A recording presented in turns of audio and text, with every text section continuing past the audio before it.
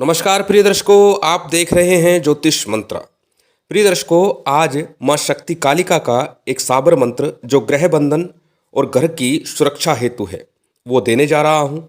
एक बार का ये प्रयोग आपके घर और परिवार की भूत प्रेत किया कराया ओपरी पराई आदि शक्तियों से सुरक्षा प्रदान करता है।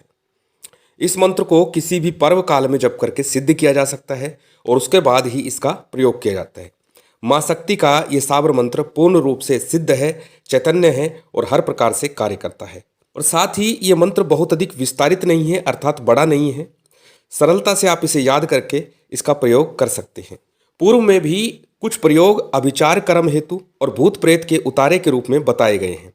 उन्हें करके आप घर को इन चीज़ों से सुरक्षित तो कर सकते हैं, परंतु पुनः कोई व्यक्ति फिर इस प्रकार का ना करे, उसके लिए इस मंत्र का प्रयोग करके घर की सुरक्षा कर लेनी चाहिए या घर को कील देना चाहिए। घर कीलने के लिए ये मंत्र है ताकि भविष्य में दोबारा इस प्रकार की क्रिया घर परिवार या घर परिवार के किसी व्यक्ति के ऊपर ना हो सके। प्रिय दर्शकों, एक प्रश्न लगातार व्हाट्सएप पर और कई बार कमेंट में भी आ चुका है कि क्या माँ काली और भैरव जी की पूजा कर रहे हैं तो क्या हमारे ऊपर तंत्र क्रिया, अभिचार कर्म, भूत प्रेत बाधा हो सकती है? तो उत्तर होगा बिल्कुल हो सकती है, क्योंकि यदि कोई तंत्र क्रिया कर रहा है तो वह भी कोई ना कोई साधक है और प्रत्येक साधक का अपनी साधना का बल होता है।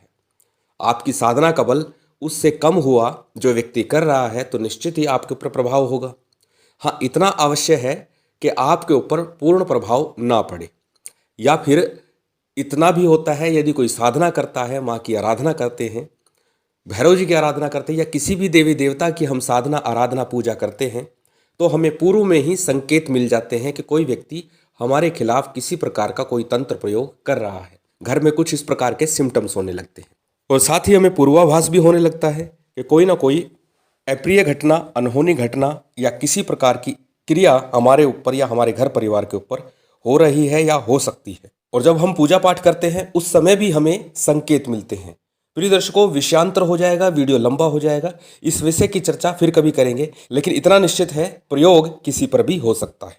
चलिए बात करते हैं आज के उस मंत्र प्रयोग की कि किस प्रकार से करना है। जैसे कि बताया, किसी भी पर्व काल में अर्थात होली पर, दीपावली पर, ग्रहण काल में या फिर नवरात्रि के समय में इस प्रयोग को किया जा सकता है। नज़दीक में गुप्त नवरात्रि का पर्व आ रहा है 19 जून से, तो इसे सिद्ध कर सकते हैं। इस दौरान किसी भी दिन इस प्रयोग को आप कर सकते हैं। याद रहे, जिस दिन भी आप ये प्रयोग करें, यदि आपकी राशि से आपका जो नाम है उससे चौथे स्थान, 8वें स्थान और 12वें स्थान, इस स्थान पर चंद्रमा ना हो, तब आपको निश्चिंत हो जाना चाहिए कि आपका प्रयोग सफल होगा ही होगा। वैसे ये मंत्र पूर्ण रूप से सिद्ध है और चैतन्य है, इसमें किसी प्रकार का संशय नहीं है। चलिए अब बात करते हैं कि इस मंत्र को किस प्रकार से सिद्ध करना है। जैसे कि हमेशा बोलता हूँ, पहले देवी के मंदिर जाइएगा। अगर आपने अखंड ज्योत लगा रखी है इन 9 दिनों के लिए, तो किसी भी दिन रात्रि काल में इस मंत्र का प्रयोग करना है, इस मंत्र को सिद्ध करना है। सामान्य पूजन सामग्री जो माँ की पूजा आराधना में आप प्रयोग कर रहे हैं नित्य प्रति, यदि आप अखंड दीपक नहीं लगा रखा या पूजन नहीं कर रहे नवरात्रि के दिनों में, तब आपको क्या करना है, एक तेल का दीपक आपको प्रज्वलित करना है। तिल तेल ले सकते हैं, सरसों का तेल ले सकते हैं, कोई भी दीपक आप प्रज्वलित कर सकते हैं। साथ ही साथ जल पात्र रखिएगा और इसके साथ में लाल पुष्प हो आपके पास।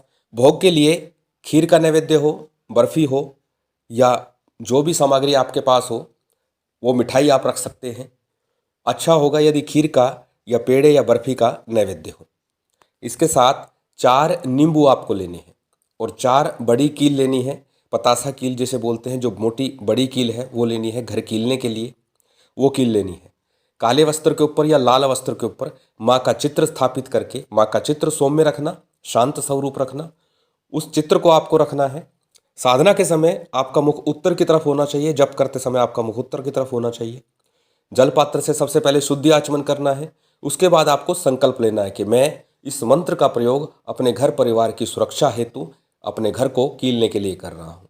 अपना नाम, अपना गोत्र, उस दिन का तिथि वार नक्षत्र बोलना है, अपने स्थान का नाम बोलना है, जिस स्थान पर बैठ करके आप साधना कर रहे हैं उस गांव का, उस शहर का नाम बोलना है।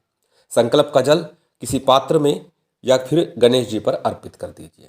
इतना सब करने के पश्चात में आपको सबसे पहले गणेश जी का, फिर गुरु का सामान्य पूजन करना है। पंचोपचार रीति से पूजन कर लीजिए। जो सामान्य पूजन सामग्री आपके पास है उससे पूजन कर लीजिए। कुलदेव, पितृदेव, स्थान देव का ध्यान कीजिए, पूजन कीजिए।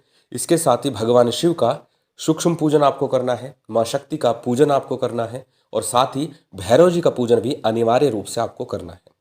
प्रिय दर्शकों, जब भी मैं माँ शक्ति की साधना की बात करता हूँ तो भैरव जी का पूजन अनिवार्य रूप से बताता हूँ, क्योंकि भैरव जी नगर खेड़ा के देवता कहे जाते हैं और साथ ही साथ माँ शक्ति के साथ इनकी आराधना करने से साधना में सफलता के शीघ्र योग बनते हैं। जब सबका पूजन संपन्न हो जाए उसके बाद में सबसे पहले एक माला गणेश मंत्र की, एक माला गुरु मंत्र की और उसके बाद चारों कील और नींबू रख करके सामने इस मंत्र का 5 माला का आपको जप करना है। एक माला गणेश मंत्र की, एक माला गुरु मंत्र की और 5 माला इस मंत्र की। मंत्र बहुत अधिक बड़ा नहीं है, सामान्य छोटा सा मंत्र है। आप इस मंत्र का 5 माला का आपको जप करना है। मंत्र एक बार बोल करके मैं बता देता हूँ। मंत्र आपको स्क्रीन पर दिखाई दे रहा है, आप इसका स्क्रीनशॉट ले सकते हैं, किसी कॉपी नोटबुक में नोट कर सकते हैं। डिस्क्रिप्शन में भी इस मंत्र को दे दिया जाएगा। मंत्र इस प्रकार है।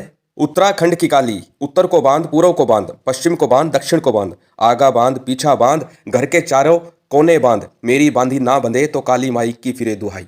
जब आप इस मंत्र का 5 माला का जप कर ले उसके बाद माँ की आरती कीजिएगा। भोग नैवेद्य जो आपने रखा है उसे आप माँ को अर्पित कर दीजिएगा। साथ ही साथ 2 लौंग भी आपको अर्पण करनी है इस भोग के साथ में। और उसके पश्चात में उसी समय इस नींबू को और कील को लीजिएगा। पूर्व में अग्नि कोण, नैऋत्य कोण और वायव्य कोण इस तरह से चलती है, यानी सबसे पहले ईशान कोण उत्तर और पूर्व के कोने में, फिर उसके बाद अग्नि कोण में यानी कि पूर्व और दक्षिण का कोना, उसके बाद नैऋत्य कोण अर्थात दक्षिण और पश्चिम के कोने पर, उसके पश्चात में वायव्य कोण अर्थात पश्चिम और उत्तर का जो कॉर्नर है। इन कोणों में नींबू के साथ में इस कील को गाड़ते चलिएगा और मानसिक रूप से इस मंत्र का जप करते चलिएगा। प्रिय दर्शकों, जब आप इस सामग्री को चौकी पर रखें तो सामान्य तिलक और मौली बंधन इनके ऊपर कर दीजिएगा, अर्थात थोड़ा सा नाल इनके ऊपर चढ़ा दीजिएगा। और जब ये सामग्री लाएं वो एक दिन पूर्व आपको लाने, जिस दिन भी प्रयोग करेंगे उससे एक दिन पूर्व ये सारी सामग्री अर्थात नींबू और चारों कील आपको एक दिन पूर्व ही अपने घर में ला करके रख देनी है।